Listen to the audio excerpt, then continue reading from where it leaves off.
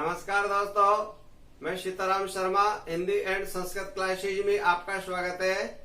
आज हम संस्कृत व्याकरण में प्रत्यय पढ़ाएंगे, तो चलिए शुरू करते हैं।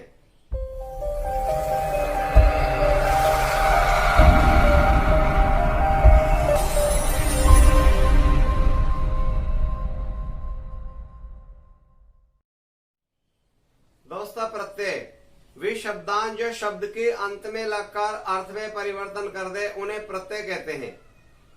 संस्कृत भाषा में प्रत्यय बहुत आसान है। मैं आपको कुछ ट्रिक्स विधि बता रहा हूँ। इस ट्रिक्स का अगर आप पालन करेंगे तो कभी भी कंपटीशन एग्जाम में गलत नहीं होगा। कुछ ही पलों में आपका उत्तर बिल्कुल सही जाएगा। प्रत्यय होते वो तीन प्रकार के होते हैं। पहला वाला होता है कृदंत प्रत्यय। पहला वाला होता है कृदंत प्रत्यय, यानी क्रिया शब्दों के अंत में लगाए जाने वाले प्रत्ययों को हमेशा कृदंत प्रत्यय होते हैं। इसमें हमेशा क्रिया होती है। जितने भी जो क्रिया होती है वहां पर केवल कृदंत प्रत्यय का प्रयोग किया जाता है। जैसे पठ है, लिख है, गच्छ है, गम है, वध है, चल है, हंस है आदि। यहाँ पर दूसरा वाला जो प्रत्यय होता है वो होता है तद्धित प्रत्यय। तद्धित प्रत्यय होते संज्ञा शब्दों के अंत में लगाए जाने वाले प्रत्ययों को तद्धित प्रत्यय कहते हैं। तद्धित प्रत्यय में केवल संज्ञा शब्द होती है, वहां हमेशा तद्धित प्रत्यय का प्रयोग किया जाता है। तद्धित प्रत्यय में कौन कौन से अभी आपको आगे बताएंगे। तीसरा वाला जो प्रत्यय होता है वो वाला होता है स्त्री प्रत्यय। पुल्लिंग शब्दों के साथ में स्त्रीलिंग शब्द लगाए जाने वाले प्रत्यय होते हैं, उन्हें स्त्रीलिंग प्रत्यय कहते हैं। स्त्रीलिंग प्रत्यय में जैसे आगा वत्स, वत्स का अर्थ होता है बच्चा। अब इसका हम टाप प्रत्यय का प्रयोग करेंगे और स्त्रीलिंग बन जाएगा, आ की मात्रा लगा देंगे, बन गया वत्सा, यानी पुत्री होगी, बच्ची होगी।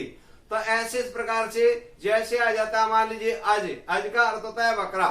यहाँ पर टाप प्रत्यय का प्रयोग करेंगे तो इसमें हम आ जोड़ देंगे तो अज का बन गया अजा। ऐसे पुल्लिंग शब्दों के साथ स्त्रीलिंग शब्द जोड़ दिए जाते हैं, वे हमेशा स्त्री प्रत्यय होते हैं। यहाँ पर सबसे पहले हम प्रारंभ करते हैं कृदंत प्रत्यय के कौन कौन से कैसे, यानी कैसी भी धातु हो ये हमेशा क्रिया शब्दों के अंत में ही लगाए जाते हैं। जिसमें कृदंत प्रत्यय का पहला वाला जो प्रत्यय है वो वाला प्रत्यय है कत प्रत्यय। दोस्तों, कत प्रत्यय का प्रयोग कर्मवाच्य एवं भाववाच्य में किया जाता है। इसको बनाते समय क का लोप तथा पुल्लिंग शब्दों में, पुल्लिंग शब्द में मूल धातु के अंत में तय जोड़ दीजिए। स्त्रीलिंग में ता और नपुंसकलिंग में तम बना दीजिए। कहीं पर भी यानी धातु कोई सी भी हो, कहीं पर भी आपको यहाँ पर तय तय के विसर्ग और ता और तम आ जाता है, वहां हमेशा आप उत्तर कत प्रत्यय कर दीजिए। जैसे आ जाता है पठ तो है धातु, इसमें कत्वा प्रत्यय है। अब यहाँ पर ये तीनों लिंगों में चलेंगी, पुल्लिंग, स्त्रीलिंग और नपुंसकलिंग। लिंग तीन प्रकार का होते हैं। पुल्लिंग होते हैं पुरुष जाति का बोध कराते हैं, पुल्लिंग होते हैं। स्त्रीलिंग होते हैं स्त्री जाति का बोध कराते हुए स्त्रीलिंग होते हैं। नपुंसकलिंग होते हैं जो फल होते हैं, फ्रूट होते हैं, ऐसी निर्जीव जो चीजें होते हैं, वहां पर हमेशा नपुंसकलिंग का प्रयोग किया जाता है। तो हमेशा जैसे पठ धातु होगा कत प्रत्यय हो गया, पुल्लिंग में होगा पठित है, स्त्रीलिंग में पठित, नपुंसकलिंग में होगा पठितम। जैसे वध धातु का बनाते धातु लिख दिया वध और प्रत्यय हो गया कत प्रत्यय, तो होगा वदित, वदिता, वदितम। जैसे हस धातु हस, तो कत प्रत्यय जोड़ेगा हसित, हसिता, हसितम। ऐसे तय, ता और तम कहीं पर भी दिख जाती है तो आप बिल्कुल बेझिझक से और कत प्रत्यय उत्तर कर दीजिए। दूसरा वाला जो कृदंत प्रत्यय है उसका है कत्वतु प्रत्यय।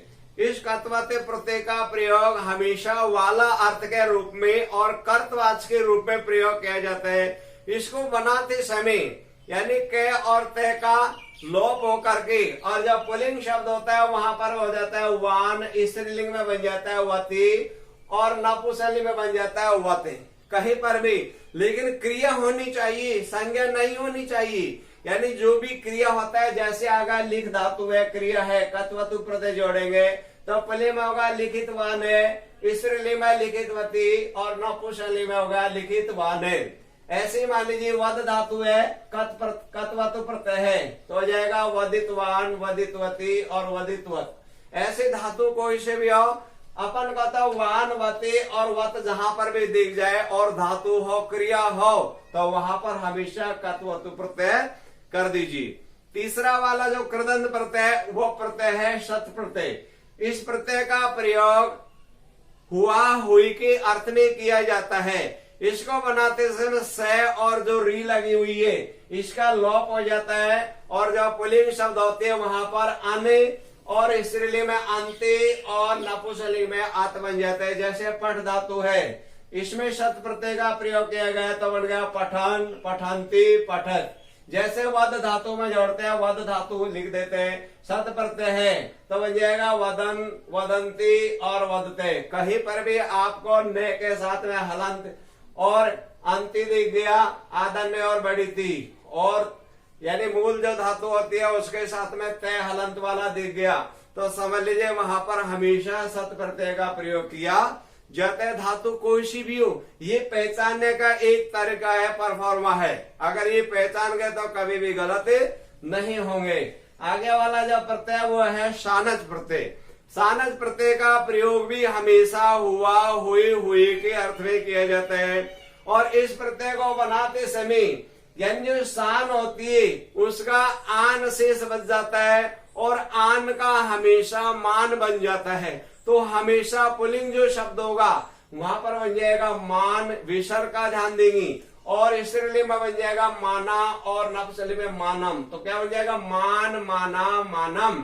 जैसे लब धातु होगा, लब का अर्थ होता है प्राप्त करना और इसमें सानज प्रत्यय जोड़ा तो बन गया लम्मान, लम्माना, लम्मानम। जैसे मान लीजिए आ जाता है यानी पट धातु का जोड़ देते सानज प्रत्यय तो पठमाने, पठमाना, पठमानम। जैसे वद का जोड़ देते तो वदमाना, वदमाने, वदमाना, वदमानम। धातु कैसे भी हो, केवल मान, माना और मानम दिख गए तो हमेशा वहां पर सानज प्रत्यय कर दीजिए। आगे वाला जो प्रत्यय है वो है तवत प्रत्यय। तवत प्रत्यय का प्रयोग हमेशा चाहिए के अर्थ में किया जाता है। कहीं पर भी जो चाहिए शब्द लिखा है वाक्य के साथ में वहां पर हमेशा तवत प्रत्यय का प्रयोग किया जाता है। इसको बनाते समय जो अंत वाला तय है यानी ये तय है इसका लोप हो जाता है और तव शेष बच जाता है। पुल्लिंग में हमेशा तव्य, स्त्रीलिंग में तव्या और नपुंसकलिंग में तव्यम हो जाता है। विसर्ग का जरूर ध्यान देंगे। क्यों? जैसे खाद धातु है तो तवत प्रत्यय होगा, बन गया खादितव्य, खादितव्या, खादितव्यम। जैसे लिख धातु है, लिख धातु लिख देते हैं तवत प्रत्यय तो लिखितव्य, लिखितव्या, लिखितव्य। जैसे मान लीजिए हस धातु है तो तवत प्रत्यय जोड़ेंगे हसितव्य, हसितव्या, हसितव्यम। कैसे भी धातु हो केवल हमको तव्य, तव्या और तव्यम ऐसे अंत में जो प्रत्यय में लगा हुआ वो ही हमको ध्यान देना है, बिल्कुल कभी भी गलत नहीं होंगे। आगे वाला जो प्रत्यय वो वाला प्रत्यय अन्यर प्रत्यय। अन्यर प्रत्यय का प्रयोग हमेशा चाहिए के अर्थ में किया जाता है। कहीं पर भी वाक्य में चाहिए शब्द आ जाता है वहां अन्यर प्रत्यय का प्रयोग कर दीजिए। और अन्यर प्रत्यय को बनाते समय जो अंत का रह है इसका हो जाता है लोप और पुल्लिंग में अन्य, स्त्रीलिंग में अन्या और नपुंसकलिंग में अनियम हो जाता है। तो हम यहाँ पर वद धातु है अन्यर प्रत्यय इसमें जोड़ दिया वदनीय, वदनिया, वदनियम। जैसे हस धातु जोड़ते हैं अन्यर प्रत्यय हसनीय, हसनिया, हसनियम। जैसे चल धातु है तो अन्यर प्रत्यय जोड़ेंगे तो चलनीय, चलनिया और चलनियम। यानी कैसे भी किसी प्रकार से हम इन प्रत्ययों को जोड़ेंगे अंत में जो लिखा हुआ है प्रत्यय उसी के आधार पर पहचान जाएगा भाई इसमें कौन सा प्रत्यय कैसे किस प्रकार से। आगे वाला जो प्रत्यय है वो वाला प्रत्यय है यत प्रत्यय। यत प्रत्यय का प्रयोग, इस प्रत्यय का प्रयोग कर्मवाच्य एवं भाववाच्य में किया जाता है। कहीं पर भी यानी वाच्यों में किया जाता है। वाच्य तीन प्रकार का होता है, कर्तवाच्य, कर्मवाच्य और भाववाच्य। तो इस प्रत्यय का प्रयोग हमेशा कर्मवाच्य एवं भाववाच्य में किया जाता है। इसको बनाते समय यानी तय का तो लोप हो जाता है और यह शेष बचता है। अब ध्यान दीजिए जिस धातु में ये जुड़ता है उसके स्वर को गुण हो जाता है यानी एक ही मात्रा लग जाती है। तो एक ही मात्रा लग करके और पुल्लिंग में ए ये विसर्ग और ए या स्त्रीलिंग में और नपुंसकलिंग में एयम हो जाता है। जैसे मान लीजिए पा का अर्थ होता है प्राप्त करना या पीना, यहाँ पर यत प्रत्यय जोड़ेंगे तो होगा पेय, पिया और पेयम। जैसे मान लीजिए आ जाता है, यानी गम धातु है, पहले का धातु होगा यत प्रत्यय जोड़ित हो जाएगा गेय, गेया और गेयम। ऐसे इस प्रकार से कहीं पर भी एया और एयम आपको दिखाई दे जाता है तो वहां पर हमेशा आप यत प्रत्यय का प्रयोग कर सकते हैं। तो दोस्तों ये हमारा ऐसे कृदंत प्रत्यय को पहचानने का एक मोस्ट तरीका है। दोस्तों अगर आपको ये वीडियो अच्छी लगी तो आप इसे लाइक करिए तथा हमारे इस चैनल को सब्सक्राइब करिए, और इस टॉपिक में आपको किसी प्रकार की कोई प्रॉब्लम हो तो आप हमें कमेंट करके अवश्य बताइए।